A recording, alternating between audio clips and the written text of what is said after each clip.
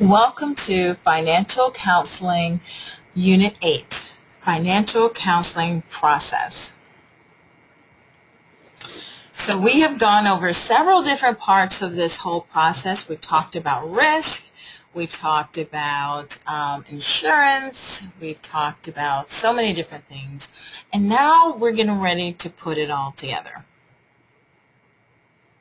So these are the building blocks basically for your process. And this is what we're going to spend the rest of this section on, is the process. We've got our savings, family goals, income, our career expenses, credit score. There's so many different parts to this whole process. Values, belief, insurance, like I said earlier, so many parts that probably we don't think about. The process itself is what we want to nail down in this unit. And we're going to start with the preparation. We're going to go through processing the information, prioritizing, problem solving, and planning. All parts of the financial counseling process. Here are the guiding principles to financial counseling, and these are very important because it's a partnership. That's at the very basis of this, is a partnership. We motivate our clients to believe that they can be successful. We hold them accountable. In turn, it empowers them to be successful, and then we celebrate that success. And that's so very important, that we're constantly giving them positive feedback while at the same time holding them accountable. So to start with preparation, what you want to know is, where is the client now? And you can refer to Unit 8, page 24 for more information on this. You're collecting information. That's where you do intake. That's where you collect your documentation. You're doing pre-test, pre-assessment surveys at that time. You're assessing the data you collect, and that includes reviewing the data, planning for the meeting, determining any red flags, and we talked about that, especially on the credit, what information is missing. Do they have unleveraged resources? 9 times out of 10 they do, just because they're not aware of what resources might be available.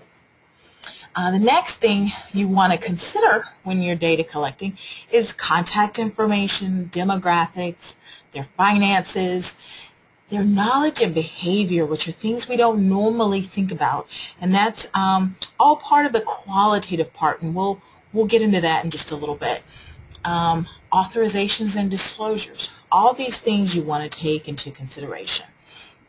And you think about it, it's actually split into quantitative and qualitative information, is it not? But again, we'll talk about that in just a little bit. So next here, the data must serve a purpose. So you're not just collecting information just to collect it. You're collecting information because you're going to be using it in some way. So when you're assessing their client status, you got to look at their financial status, their goals, their values, their strengths, opportunities. You're verifying information. You should also, and this is highly recommended, that you do a pre-test and post-test when you're doing financial counseling, so you can make sure that the information you're sharing with them sinks in. You want to make sure that they're actually learning something, and that you're teaching information that's relevant to them. You're teaching information that they didn't already know, that sort of thing. And with the post-test and pre-test, you're also going to assess their knowledge with regards to credit reports, disclosures. You're also going to find out from them, what is their preferred method of contact. That's very important, and for obvious reasons. If they prefer to be contacted over the phone and you're constantly emailing them, then you're going to be losing trust with your client, and they're going to be frustrated because they don't, maybe they're just not email people. And conversely, if they prefer email but you're constantly calling them, they may be visual people, so the fact that you call them, it may go in one ear and out the other, and it's not going to stick. So that's very important. Let's see. What else is important here? Data collection. Oh, it also has to be manageable. So you know, it's really a best practice these days is actually going paperless. So having that information come in, have it scanned into your client management system so that you can access it easily is a very good idea. Again, some people like the tactile folder, but so maybe you analyze all this information when it first comes in paper form, make your notes, and then scan it in. So whatever works for you is what you need to do. I mentioned earlier we have qualitative, and then there's also quantitative preparation. Your quantitative is going to be your income, your debts. Those are cut and dry. You know, if their income is not a certain level, then maybe they won't or they will qualify for certain programs. Credit, you know, if they've got a lot of negative information on the credit report, then it may take a while before they can qualify for a home ownership program, for example. Again, the pre-test, post-test are also, you know, going to be quantitative in nature, and what I mean by that, again, it's cut and dry. It's got an answer. It's a yes or no. Then there's also qualitative preparation, and that's a little more abstract. That's dealing more with personal resources that they may not be aware of, financial behaviors. Remember earlier, I want to say Unit 2, we talked about those behaviors and how we want to help them change those behaviors by tying it into a belief and a value and a goal. And then their level of confidence, their satisfaction, all these things go into your preparation. Now, prior to meeting your client, you may not know all the things that are qualitative. Some you can assess, like financial behaviors. You can look at a bank statement. You can look at the quantitative documentation to help you assess preliminary qualitative values, but you won't really know until you sit down with them and have a conversation.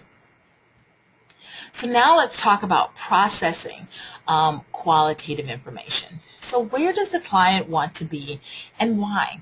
That's their goal. What's their vision and goal for the future? What are their values? What are their beliefs? And what motivates them? What are their drivers? Remember having that conversation. What are the ABCs of their behavior? And you want to be building that client relationship. That's going to be very, very important on the qualitative side.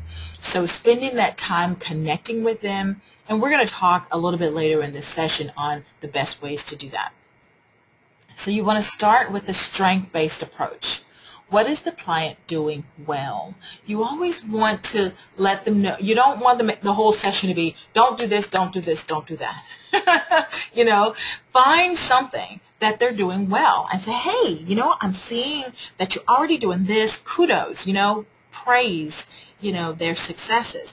I see that you're doing this, this, and this, and support that. You also want to find out what lessons have they learned. So as you work with them, oh, okay, you see this behavior start to change, and acknowledge that. Oh, I see that you're learning, da-da-da-da-da. What skills do they possess already? So they may already be a good saver. And maybe they just don't have the knowledge yet of where to put that money that's going to best benefit them. And then what are their existing resources? So again, start from a place of strength. Next are the elements of communication, which is vital. And I'll give you an example of what not to do. I sat in and observed or audited a counseling session for an agency, and I noticed during the counseling session that the counselor not only took outside calls while she was working with her client, but she also, someone knocked on the door and a walk-in had come in, and she stopped and talked to the walk-in. So she did not actually create a good counseling environment because she made her client, who had taken the time to schedule an appointment, feel unimportant. And that you absolutely do not want to do. So we're going to talk about the elements of communication that can support a positive counseling session. First is active listening. And here's a quote that I really like. We have 2 ears and 1 mouth so that we can listen twice as much as we speak. How many of us do that? You know, as counselors, we often think, oh, I have all this information I want to share and da-da-da-da-da, and we didn't take a moment, take a beat, and just listen to what our clients have to say. Now, I know by the same token, we have clients who can get a little wordy. So there's a difference in taking it in and also letting them control the whole counseling session. So make sure you're walking that fine line. But initially, when you're first starting out, you want to develop that relationship and you want to hear what they have to say. So different types of listening. There's competitive combative, which I just described. We're listening with the intent of countering with an opinion presented. There's passive attentive, listening with interest but without follow-up actions. And then there's active reflective, which is fully engaged with dialogue and empathy. And that's really where we want to be. We want to be fully engaged. I know sometimes you just get in a zone, especially if you've had a lot of clients in the day. And so I always try to put myself in a mindset of, I'm going to be tested on this later. And in actuality, you are going to be, because you're going to be continuing to work with this client. So if you listen as if you're going to be tested, then you'll be fully engaged because you're really wanting to understand. You're listening to understand. Does that make sense? All right. So also with active listening, you want to acknowledge, show interest by nodding ahead or commenting after the client shares some information. So give them some sort of feedback to let them know that you hear them, you really hear them. Next, you want to paraphrase. So repeat what the client says in your own words to check understanding. And you can say, what I hear you saying is yada, yada, yada. All right, and the next one is ask open-ended questions. So you want to probe sensitively to get more information. So no yes or no's. I mean, when it's required, yes or no's, but really try to get them to open up a little bit. And then offer perspective. Use your expertise and objectivity to offer insights. So you can, maybe give them an alternative thought process in something. Say, oh, well, have you thought about it like this? Or have you tried that? That sort of thing. And finally, you want to summarize and clarify what you just heard. So again, it goes back almost to paraphrasing with this summarize and clarify. Okay, after you've listened to maybe a whole section, all right, so what I'm hearing you say is your goal, your long-term financial goal is. All right? So now let's talk about what we actually want to listen for.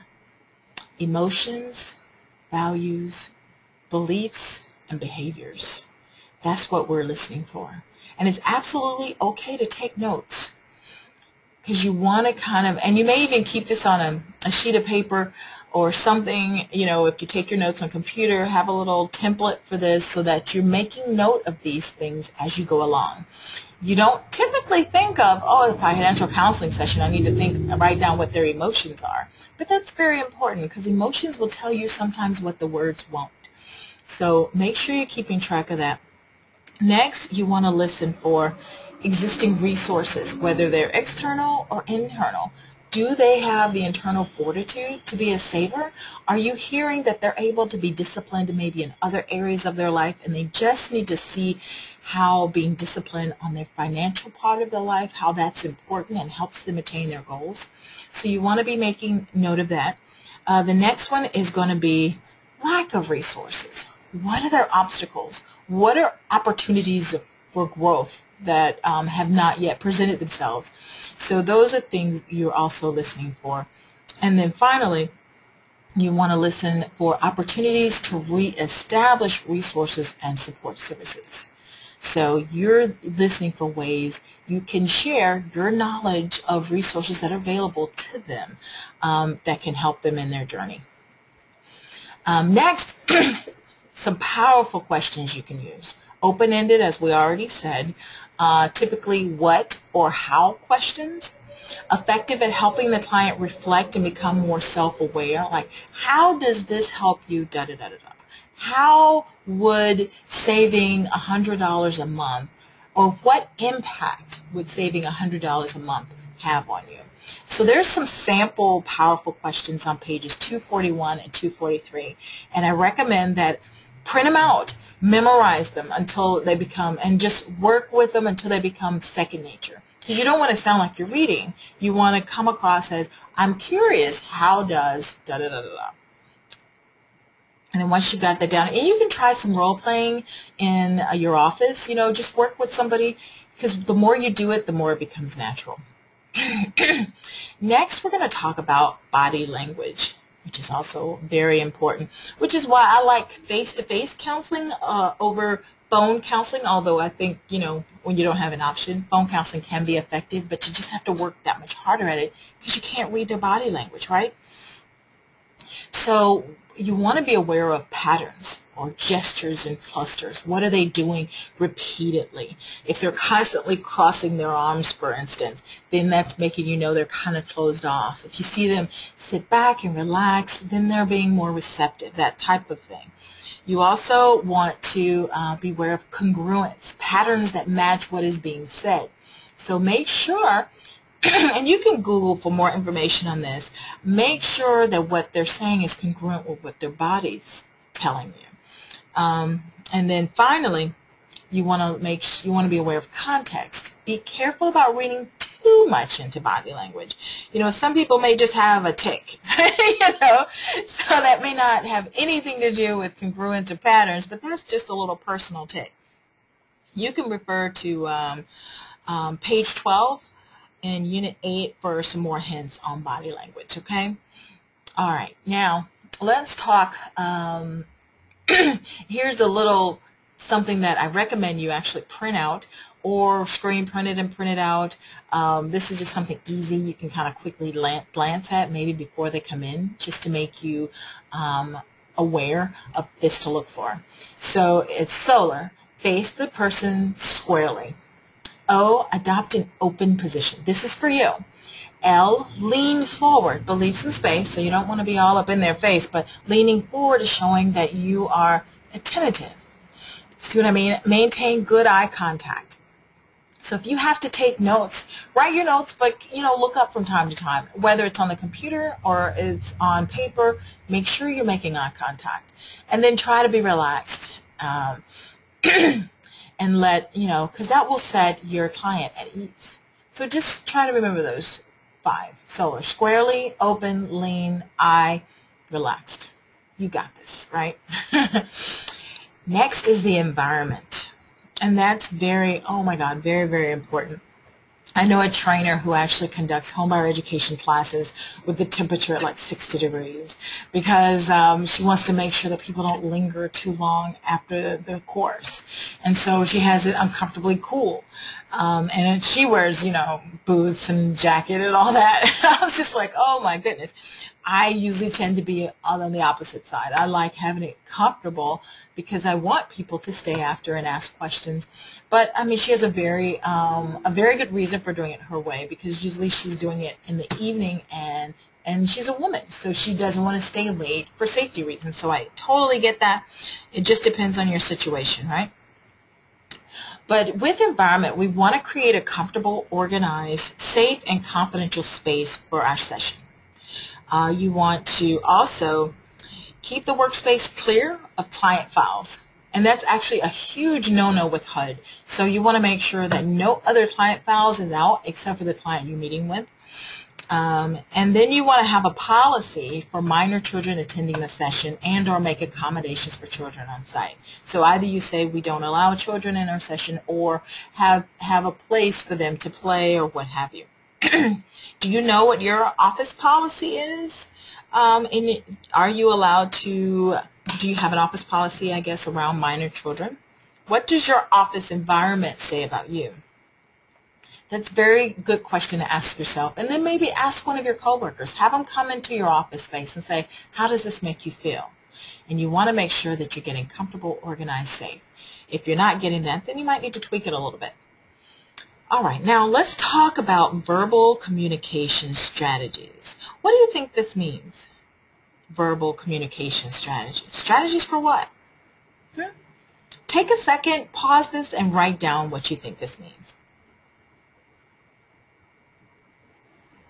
All right, let's come back. What we want to do with this is turn problems into solutions. And one way of doing that is by reframing. Help the client see the situation in a more positive light. So take a minute. I want you to reframe the following. I spend too much. I can't stick to a budget. I never have enough money. Go ahead and pause it and then come back. All right. So I spend too much. Let's think about that. What would be a way of reframing that in a positive light? I care about people, so I tend to give a lot, but I just need to work on, focusing that. I can't stick to a budget. I am very spontaneous, but I have room for improvement, right? I never have enough money. That one's a little more challenging. What did you come up with? I never have enough money. For what? I have enough money for my necessities, maybe not enough for extra. I don't know, but you want to reframe it into a positive light. So you're getting your client out of always thinking in a negative way. You also want to get the clearest picture possible. So use effective questioning skills. So when they're saying I never spend too much, you want to dig a little deeper. What exactly are they talking about? What are they spending too much on? Like I did with the last one, I never have enough money. Maybe they do have enough for their needs, but not enough for their wants. So they need to prioritize those and come up with a plan, right? So you're assessing your client's understanding and awareness is what you're really doing with this verbal communication strategy. All right, so next we want to do a goal setting wheel, and here's a nice blank template. 1 through 9, you're assessing their strengths and their weaknesses. So whatever they feel really strongly about is going to be on one end. Whatever they feel not so strong, they're not so strong at doing on the other end. And then we have, let's see, we're going to start with plotting it. So let's say healthcare benefits, they've got really good healthcare benefits, they're at an 8. They've been using banking products for a long time. Maybe they're using it also to pay their bills. They're at an 8. They haven't started putting money away. They've got maybe a little savings for retirement. So they're kind of low there. Insurance, they're good. Budgeting, not so much. Credit is kind of iffy. So you see how these kind of plot out? And then we connect the dots. And this kind of shows us where we land on what we need to work on. And we can easily see there's some areas where we're really strong and there's some areas where we need a little bit of enhancement, right? So fill out your own financial goal. Think about what your strengths are and what your opportunities for growth are. You can go. I'll go ahead and pause this, and then we'll come back.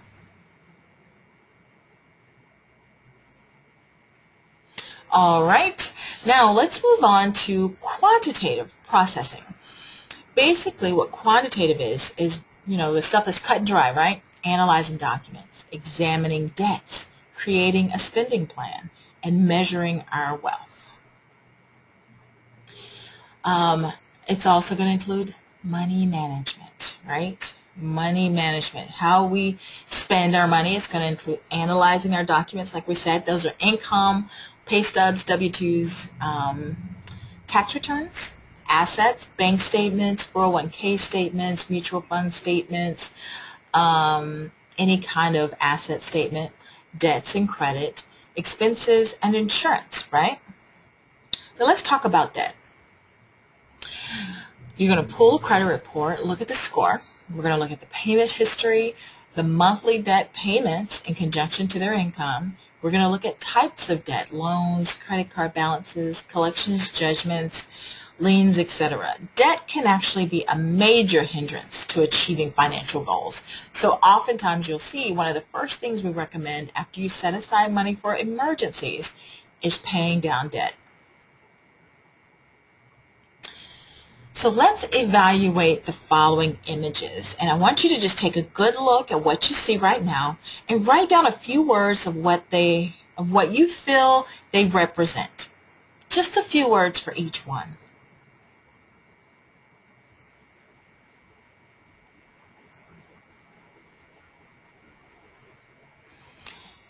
And the reason I want you to do this is because it's necessary to understand how your client's emotions are tied to money and financial goals. Creating a budget is not a meaningless task. So having a discussion around money management will highlight the important uses of maintaining a budget. Most people who built wealth didn't do so overnight. They got wealthy by setting goals and striving to reach them. All right? Okay, let's move on. Cash flow. Positive cash flow is the first step towards building assets. So if they don't have enough money to really take care of their needs, we can't even get into this conversation. Make sense? First, we got to get them positively cash flowing, and that may mean, additional job, looking at some other resources that might help them reduce their debt so that they can increase their cash flow. But yeah, cash flow is going to be very important. And as you can see here, with the positive cash flow, we can start to develop an emergency fund and then create some assets. So let's talk about a spending plan, which is also a budget, right? A plan is to help them reach a financial goal. It's a guide to help them organize their finances. It's also a strategy for spending and saving. It's a tool to help make financial decisions better. Because if they have a good spending plan that they've bought into and that they're working and it's working well, then when they get an advertisement to buy the next iPhone, if it's not in their plan, they're going to question it much more than had they not gone through this process. Especially if they're a techie like my husband. He is a techie. And so as soon as something new comes out, typically he wants it. But we have some very concrete goals that we've set for ourselves. And so we know that that does not fit into our plan right now. And the phone he has works fine. So the next new phone is not going to tempt him. We're not going to just set aside $500 to buy a new phone, which drives me crazy anyway. I'd buy them used. But, it's just, it'll make them think twice if they've gone through this process. So this is very important. And here are the steps to creating one. You want to identify your income sources. You want to calculate total monthly net income amount. What's net? Net is what you bring home, right? Gross is before deductions. Net is after deductions. You want to list those monthly expenses, the fixed versus the discretionary. And depending on what client management system you use, it's a little different, but they both offer the option. And then you want to compare their income versus their expenses and identify priorities and then make changes to those that aren't a priority, okay? Based on what you see their previous spending habits are. If they're already working their priorities, then you may not need to make a whole lot of changes. I see this more so with single moms. They tend to be very good at making sure that the necessities are taken care of and the priorities are taken care of. Not all, but more times of all the clients that I've worked with, single moms seem to have developed this skill very well. What's the saying? Necessity is the mother of invention, right? All right, the next thing we're going to talk about are some spending plan tips. So the first one is when budgeting, use net, not gross, like we just said. And you want to emphasize the pay yourself first. I think we talked about that in either Unit 2 or 3. Pay yourself first. You want to make sure that you're putting that money aside for your savings. The next thing you want to do is in your is your personal business profitable? Ask that question. Discuss importance of prioritizing expenses, fixed versus discretionary. And prioritizing, of course, rent, car payment, those things that are absolutely necessary. It's important that those get at the top of the list. And then the other stuff like the iPhone and, DirecTV for $200 a month, maybe that gets down a little lower. Then you also want to empower your client to take an active role. So you want to guide them in helping them develop this plan. You don't want to do it for them because then they won't buy in. Does that make sense? So you're guiding them, you're helping them come up with the priorities, and you're helping them set what their spending plan is going to be. And that's going to empower them. And it's going to give them the skills to be able to continue this process on their own.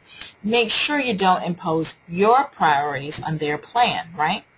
And we all, I think, have been guilty of it. Sometimes we just fall into it. We have to make sure that, if their priority is DirecTV and maybe not so much, they don't care really about the car they drive. Maybe they trade in the car with the car payment and they get something they could just pay off in a couple months. But, maybe DirecTV is more important. So, again, that's probably a bad example, but you get my point, right? All right, let's move on. There's actually an activity, a budget case study we want you to do. It's on page 244. And I'm going to go ahead and pause this, take the time since we've just covered this, and go through it right now. There should be a place for you to post your answers, probably in the discussion session. But if not, just go through it and go through the activity so you can kind of, soak it in. All right. Next, we want you to work on the budget worksheet. And you don't actually have to do it now, but you can look under the CFPB on their website at Tools and look under Resources, and there is a sample budget worksheet. There's also a ton of templates on the internet that you can use. If you use mint.com, they've got a budget worksheet. Almost any financial tool these days has a budget worksheet, but find one that you think will work well for your clients. Also, your client management system should have budget worksheets in them. So you may want to, if you don't like the one that's there and you like one you see online or at the CFPB, you can customize in your client management system. So that way it's always online for you. And then create a spending plan with your client. Identify, recommend stopping non-essential spending. Like Starbucks, I think I've mentioned Starbucks in previous units. That's not a necessity. So that could be a recommendation. I think that the example I used earlier was instead of going 5 days a week, maybe cut it down to 2 or 3. Baby steps, because you want them to buy in. Maybe eating out, that can be quite expensive. So instead of eating out 3 or 4 times a week, maybe they do it once a week or once every 2 weeks on date night or movie night. Also, movie nights can get quite expensive. If they go to the theater often, that can be expensive. Maybe recommend, Redbox, or, maybe instead of having a subscription like DirecTV or cable, maybe they do Netflix, so it's a lot less expensive. Cigarettes, that's a challenging one because I myself used to smoke, and it's an expensive habit. It's, fortunately I quit before the prices went up. But, recommend resources for them. They can talk to their doctor about some smoking cessation programs that they can probably use to help them quit. Fast food, again, that's eating out. Plus, it's horrible for your health. Lottery tickets, again, not essential. So you get the point, right? You get the point. And there's a Plug the Spending Leaks worksheet on page 251, which helps you identify some non-essential spending. Some additional spending plan tips are review expenses stated on the credit card and bank statements. Those are, especially the bank statements. When I first got into this industry back in the late 90s, people didn't use debit cards like they do today. So you really had to kind of take their word for it on where they spent their money. Or you could help them, have them track their expenses, but that wasn't always fruitful because people would get frustrated and just not do it. But nowadays, because most people use their debit card or a credit card for their purchases, you can review all those expenses and make note of the non-essentials, etc. Evaluate the utility bills. See if there's a way you can help them reduce their utility costs. Maybe switching to, let's see like I know there's a shower head you can get which uses less water. And oftentimes your local cooperative extension can provide you free samples to hand out to your clients. So that's really nice. They also will do a training, so you can have a class on ways of reducing energy cost, and they'll have little packets of information for everybody to take home, and it may include a shower head, it may include the new bulbs, energy efficient light bulbs, that sort of thing. At this point, you're introducing potential resources.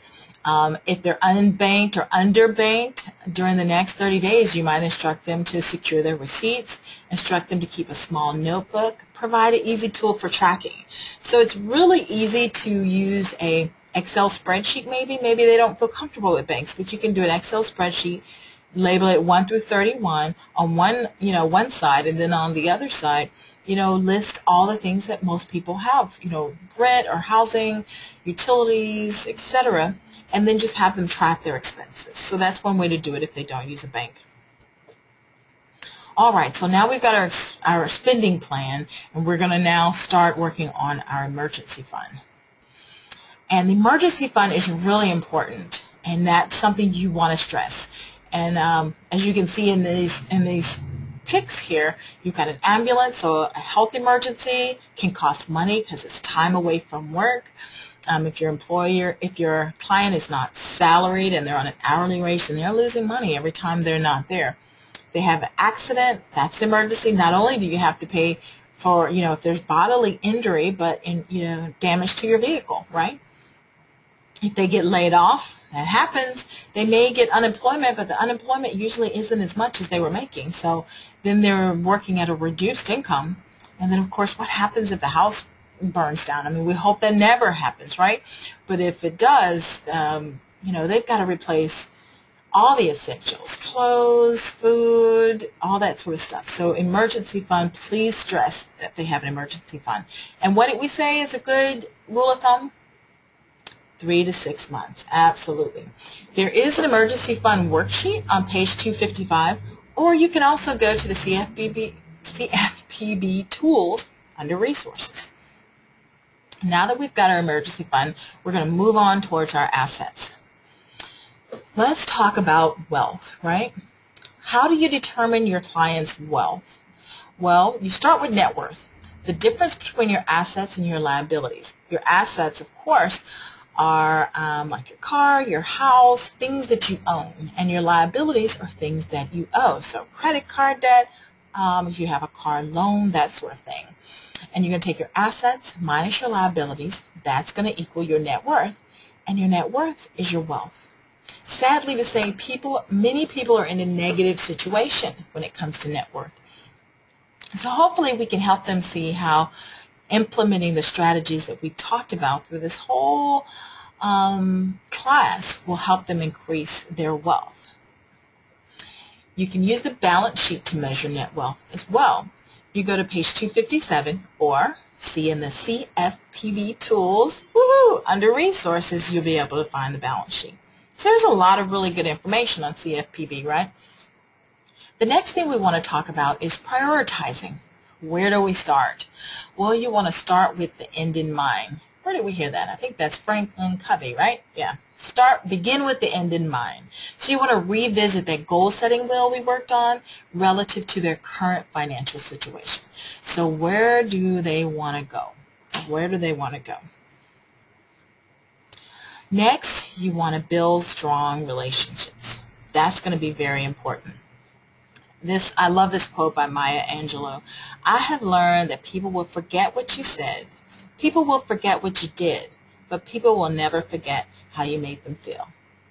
So building that strong relationship with your client is going to help you empower them to be successful in their financial management. Here are 6 tests of trust. If your client is requesting information, the real question for you is, can you understand what I'm going through? If they're telling you a secret, can I be vulnerable with you? If they're asking a favor, are you reliable and honest? Putting oneself down, can you accept me? Inconveniencing the counselor, do you have consistent boundaries? And then questioning dedication and motivation, is your caring real? How many of you have experienced a distrustful client? How did you know?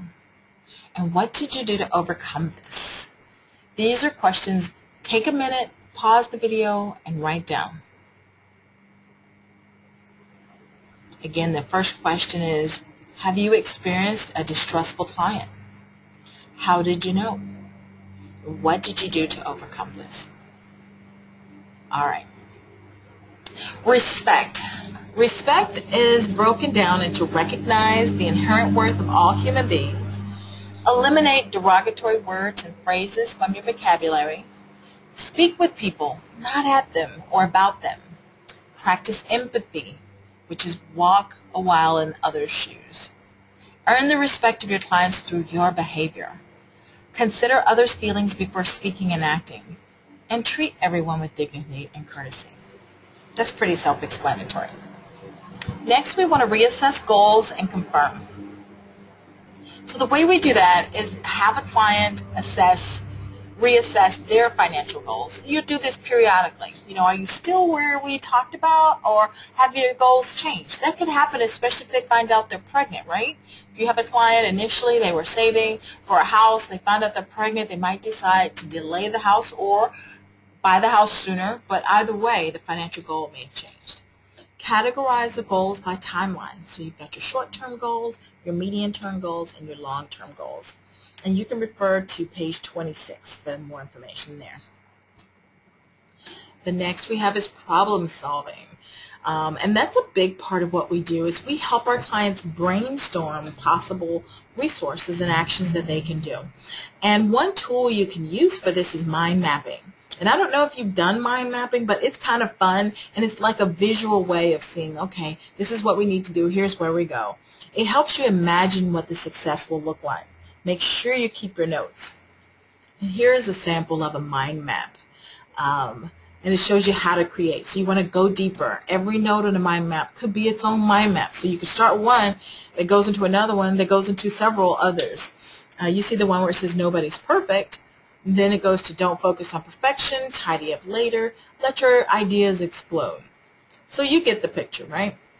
If you want to go through these, you can pause it here and take a little more time. I'm going to move on. Here's a mind mapping of breakfast. So you could do eggs, scrambled, poached, sunny side. You could do potatoes, hash browns, home style.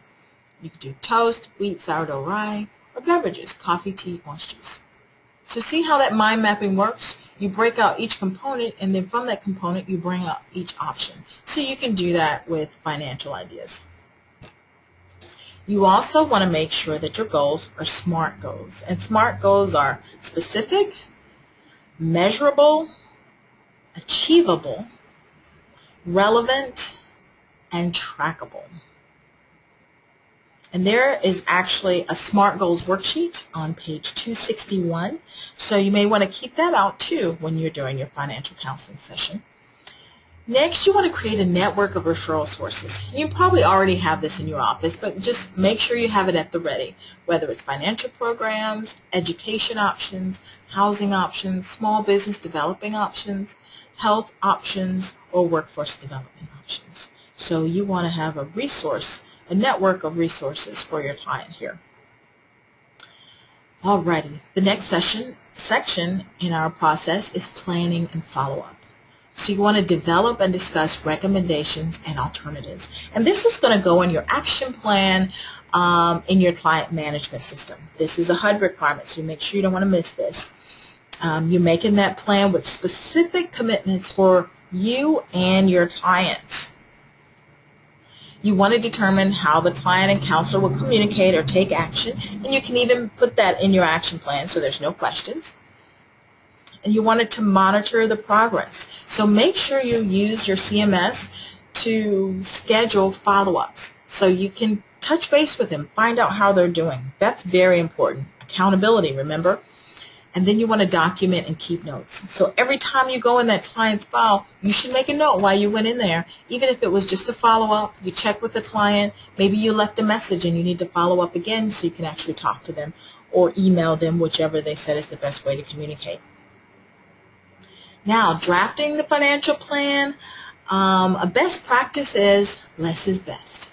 Keep it simple, short, to the point, list your action steps for your clients, make sure the deadlines are there, set up follow-up steps. So it doesn't have to be this lengthy, drawn-out, 40-page document. It can be short and sweet.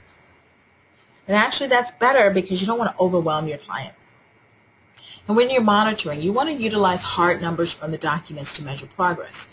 For example, let's say one of your goals is to save $200 in the next month.